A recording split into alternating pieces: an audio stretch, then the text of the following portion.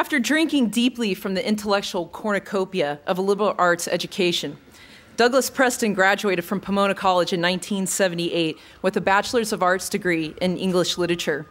Since then, it's fair to say that he has been writing nonstop. He is the sole author or co-author of 25 books to date, including 13 New York Times bestsellers in mystery and suspense.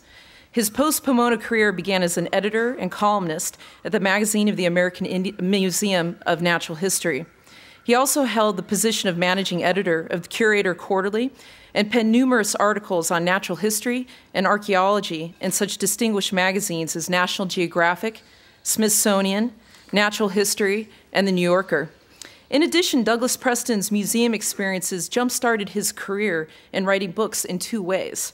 His first book, Dinosaurs in the Attic, published in 1986, is a historical account of the specimens and personalities of the American Museum of Natural History. And second, time at the museum led him and Lincoln Child to co-author the best-selling thriller, The Relic, which was published in 1994 and released as a horror film in 1997.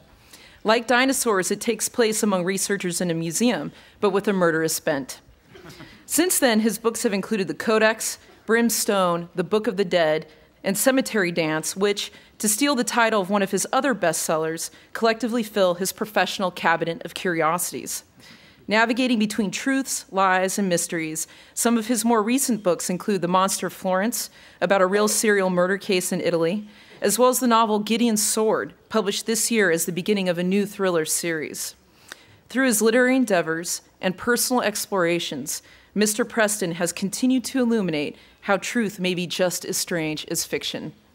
Mr. President, on behalf of the Board of Trustees and the faculty of Pomona College, it is my great honor to present you, Douglas Preston, for the honorary degree of Doctor of Letters.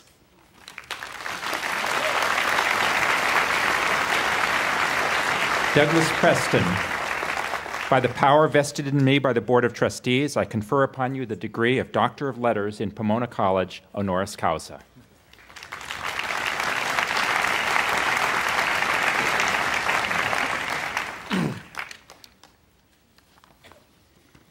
Well, I'd like to thank the entire Pomona College community for this very great honor.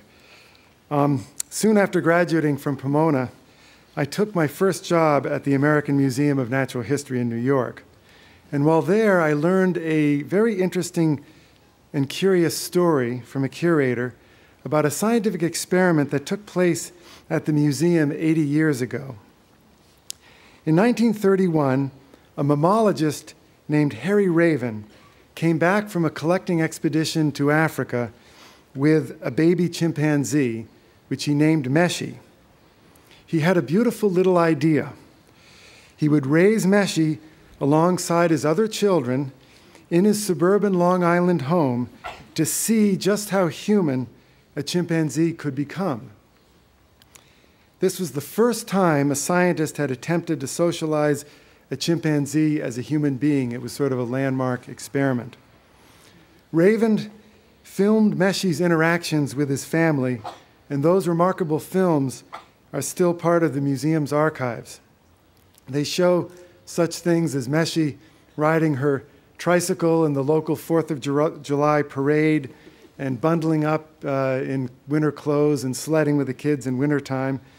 And then there's one extraordinary sequence that shows Meshi picking up the baby of the household, carrying it to a high chair, putting it in the chair, feeding it its dinner, and then carefully wiping up the mess afterwards. The experiment lasted 4 years, and then Meshi reached maturity. She became aggressive and even violent. Raven was the only one who could control her. She bit one of his children to the bone, and finally, he was forced to send Meshi away to a zoo in Chicago. A while later, he went to Chicago to see her. The zookeepers were very sorry to tell him that Meshi had become so violent that she had to be removed off of public display and put in a cage in the basement. She wouldn't have anything to do with the other chimpanzees, and she attacked her keepers. As Raven descended into the basement, he could hear Meshi screaming and hammering on the bars of her cage. They begged him not to go into the cage, but he insisted. When he stepped in, Meshi rushed at him in violent attack, and then she recognized him. She threw herself into his arms and dissolved into a paroxysm of chimpanzee grief. She had to be pried off him, crying piteously. Harry Raven left that zoo an utterly devastated man. He told a friend he felt like he'd imprisoned his own child. He was never the same again, and Meshi died soon after. Now, I was so struck, so haunted by this story, that I decided to write a novel about it. It became the basis for my first novel, Jenny, and which, by the way, was made into a very bad film. But we won't talk about that. But I saw something big in this little story. Harry Raven was a celebrated scientist, a man at the very pinnacle of his profession. He thought he was conducting a beautiful little experiment on an animal. He didn't take into account the human consequences of what he was doing. He failed to realize that everything in this world is connected, and that he himself was part of the experiment. This, I believe, is a story for our modern age, and it has a lesson not just for science, but for all human endeavor. How many of our problems today have been caused by beautiful ideas that failed to take into account the larger human dimensions?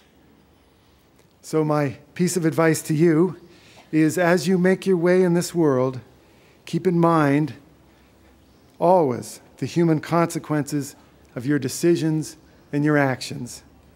Beware of the beautiful ideas, and never forget that we are all part of the experiment. So I want to congratulate the class of 2011, and thank you all and wish you the best of luck.